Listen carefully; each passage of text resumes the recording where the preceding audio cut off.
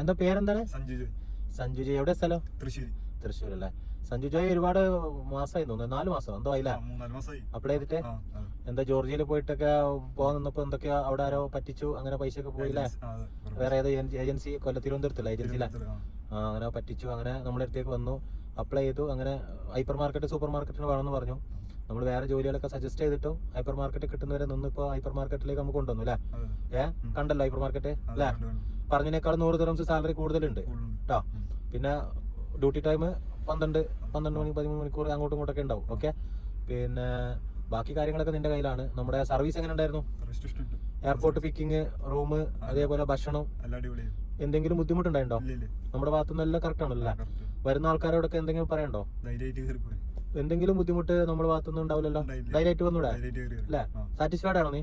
Satisfied ആണോ? അതേപോലെ തന്നെ നമുക്ക് എന്ത് പ്രശ്നം ഉണ്ടെങ്കിലും നമ്മുടെ കൂടെ ഉണ്ടാവും. എന്തുണ്ടെങ്കിൽ നമുക്ക് മെസ്സേജ് അയക്കാം കേട്ടോ. Okay, all the best.